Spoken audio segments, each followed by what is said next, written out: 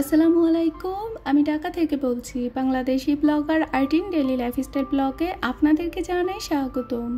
কাছে এবং দূরে, দেশ এবং দেশের বাইরে যে যেখান থেকে আমার আজকের ভিডিওটি দেখছেন, আশা করছি আল্লাহর রহমতে সকলেই ভালো আছেন।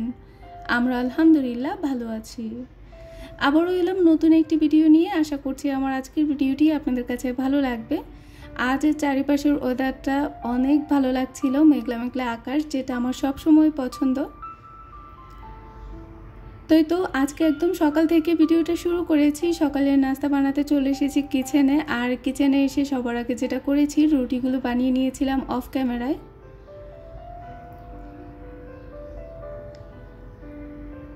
রুটির যে ফ্রাই প্যানটা আছে, এটাকে ভেবেছিলাম যে একদম ঘষে মেজে আমি চকচকা করে ফেলতে পারবো, কিন্তু আসলে তার চাইতেও খারাপ করে ফেলেছি। যতটা ভালো ছিল তার চাইতে এখন খারাপই দেখা যাচ্ছে আমার কাছে, যেটা মনে হচ্ছে। আসলে দেখা যায় যে এই তাওয়াগুলো কিছুদিন ব্যবহার করার পর এগুলো নষ্ট হয়ে যায়।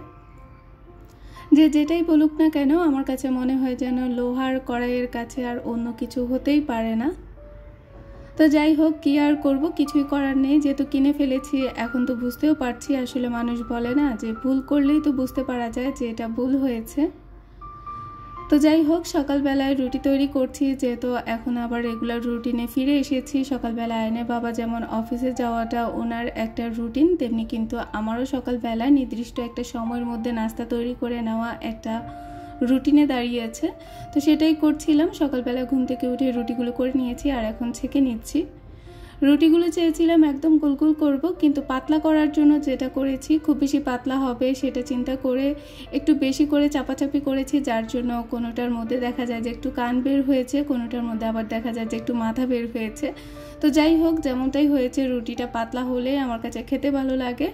আর যখন রুটিটা আমরা ছাকতে যাই আর কি, তখন যদি রুটিটা একদম ফুলকো ফুলকো হয়, তখন তো আরও বেশি ভালো লাগে। অফ ক্যামেরায় নাস্তা খাওয়া কমপ্লিট করেছি, আর তারপর এসেছি কিছু কাজ করার জন্য। আজকে মাশাআল্লাহ বাসায় বেশ কাজ করতে হচ্ছে। তো বউ শাশুড়ি দুজন মিলেই কিন্তু করে নিচ্ছি, যার জন্য দুজনের একজনের উপরও খুব বেশি চাপ আসেনি, যেহেতু মিলেমিশে কাজগুলো শেষ করেছি। যেহেতু প্রায় এখন টমেটো সিজনটা শেষ দিকে চলে এসেছে, আর এখন আবারও কিন্তু টমেটোর দামটা বেড়ে যাচ্ছে। তো গতকাল বলেছিলাম যে আমি এবছর এখনও টমেটো ফ্রোজেন করতে পারিনি। তো আসার সময় যেহেতু বেশ কিছু টমেটো নিয়ে এসেছি, ভাবলাম যে এখান থেকে কিছু আমি রেখে দেব ফ্রোজেন করে, যখন দাম বেড়ে যাবে তখন আর কিনবো না, তখন এগুলো দিয়েই কাজ সারিয়ে নেব। তো সেটাই করছিলাম। এখানে টমেটোগুলো আমি সবার আগে ভালো করে ক্লিন করে নিচ্ছি। টমেটোগুলো অনেক সুন্দর ছিল, আমার কাছে দেখতে যেমন ভালো লেগেছে, আবার দেখা যায় যে আমার কাছে কাঁচা টমেটো লবণ মরিচ তেঁতুল দিয়ে মাখিয়ে খেতে বেশ ভালো লাগে। তো তার জন্য আমি একটু বেশি করে নিয়ে এসেছি। যারা এই পর্যন্ত ভালোবেসে আমার ভিডিওটা দেখা শুরু করে দিয়েছেন, আপনাদেরকে সেই পূর্ণ রিকোয়েস্টই করতে চাচ্ছি, প্লিজ মনে করে একটি লাইক দিয়ে দেবেন। আপনাদের একটি লাইক কিন্তু আমার ভিডিওটাকে আরও অনেকের কাছে পৌঁছে যেতে সাহায্য করবে, এতে করে আমি অনেক বেশি উপকৃত হব। আর কাজটি যদি অলরেডি আপনারা করে থাকেন, আপনাদের সবাইকে জানাই অসংখ্য ধন্যবাদ। আসলে আমার বাসার কাছে অনেক শব্দ হচ্ছে, একদিকে হচ্ছে স্কুলের শব্দ, অন্যদিকে হচ্ছে যে মিস্ত্রিদের শব্দ। তো সব কিছুর মাঝখানে হচ্ছে আমি তো অনেকক্ষণ থেকে ভয়েস দেওয়ার চেষ্টা করছি, কিন্তু দেখা যায় যে একটু পর পর ওনাদের শব্দের কারণে আমি একদম এলোমেলো হয়ে যাচ্ছি। জানি না আমার আজকের ভয়েসটা আপনাদের কাছে কেমন লাগতে পারে, তবে আমি খুবই তাড়াহুড়ার মধ্যে ভয়েসটা দেওয়ার চেষ্টা করছিলাম।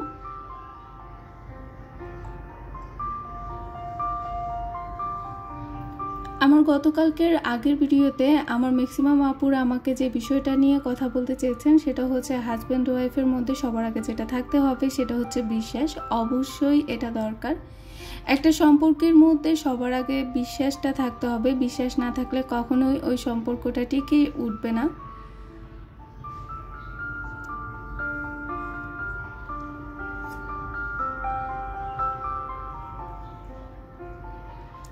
তো টমেটোগুলো আমি ধুয়ে নিয়েছি, আর দেখতেই পাচ্ছেন কতটা সুন্দর টমেটোগুলো, একদম শক্ত শক্ত ছিল আর অনেক ফ্রেশ ছিল।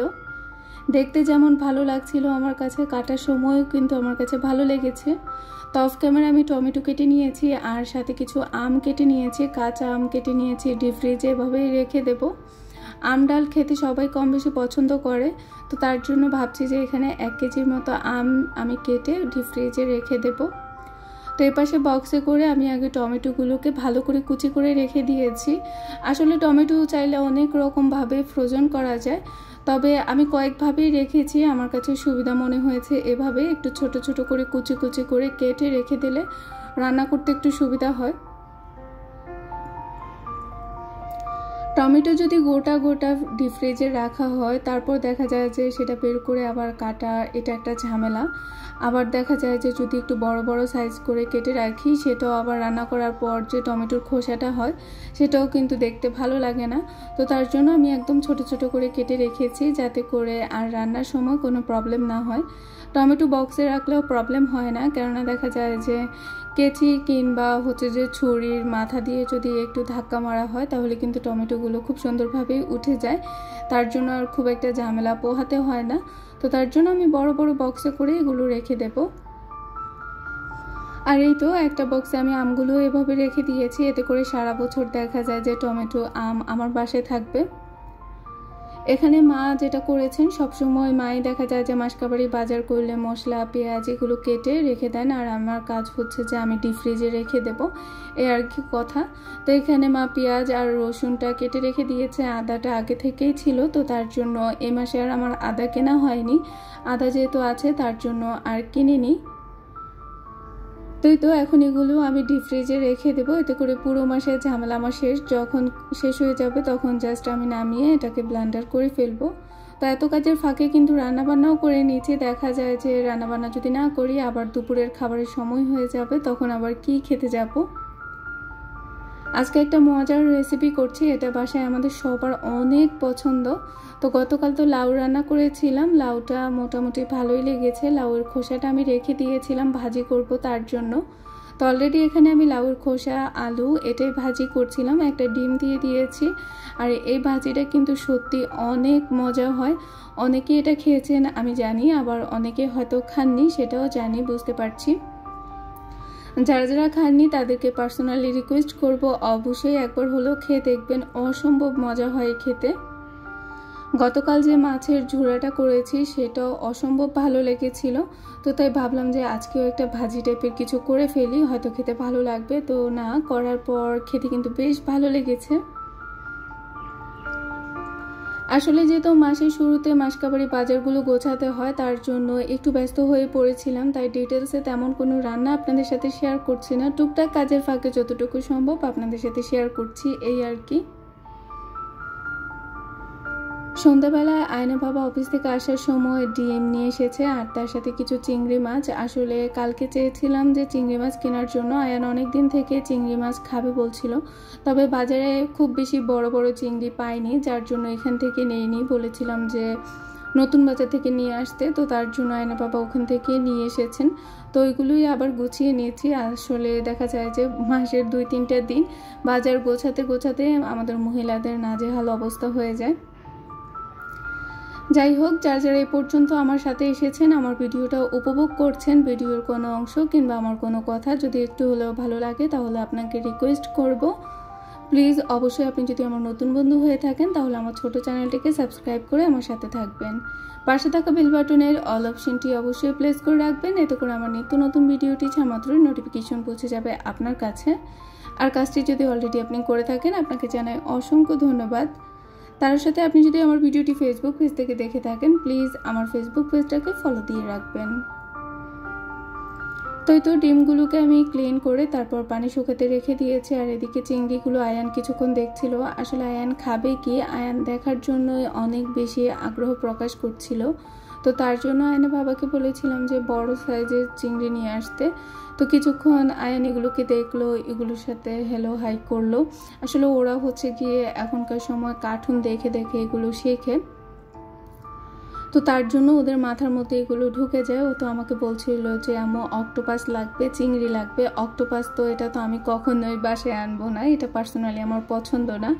তো তাও বারবার আমাকে সেটাই বলছে। তো আসলে চিংড়িটা আমার পক্ষে সম্ভব ছিল তাই আমি নিয়ে এসেছি, কিন্তু অক্টোপাসের কথা বলে তো আমার নিজেরই মাথা গরম হয়ে যায়। তো আপাতত একটা কিছু এনে ওকে একটু সান্ত্বনা দিলাম, এই আর কি। তো বলছিল তাও নাকি চিংড়িগুলো ছোট হয়ে গেছে। বলুন তো বাচ্চাদের কি অবস্থা। এখানে এই যে 4টা চিংড়ি দেখতে পাচ্ছেন, এখানে কিন্তু অল্প একটু কম 1 কেজি চিংড়ি আছে এই 4টার মধ্যে। তাহলে বুঝতেই পারছেন সাইজে কত বড়, ক্যামেরায় কত বড় বোঝা যাচ্ছে আমি জানি না, তবে চিংড়িগুলোর সাইজ কিন্তু অনেকটাই বড় ছিল। তাও আয়ান বলছে নাকি আরও বড় দরকার ছিল। তো যাই হোক, বাচ্চাদের সব আবদার তো আর আমরা মেটাতে পারবো না, যতটুকু সম্ভব আমরা করেছি। আমাদের বাবা মা হিসেবে আমাদের যতটুকু করা দরকার সেটাই করলাম। তো আপাতত আমি এখন চিংড়িগুলো প্যাকেট করে রেখে দিচ্ছি, পরে রান্না করব। কেননা এখন যেহেতু রাত হয়েছে, এখন রান্না করলে দেখা যায় যে কারোই খাওয়ার তেমন কোনো মোড থাকবে না। তো তার জন্য আমি এগুলোকে ফ্রিজে রেখে দিচ্ছি। আর যেহেতু অনেক গরম, এই গরমের মধ্যে সবাই দেখছি যে আইসক্রিম বানাচ্ছেন, তবে আমার বাসায় আমি আইসক্রিম বানাইনি, ইচ্ছে হলো যে খাওয়ার জন্য। তো আয়না বাবা আসার সময় নিয়ে এসেছেন। আজকের ভিডিওটা এখানেই শেষ করছি। সবাই ভালো থাকুন, সুস্থ থাকুন। কেমন লেগেছে অবশ্যই জানাবেন। আল্লাহ হাফিজ, আসসালামু আলাইকুম।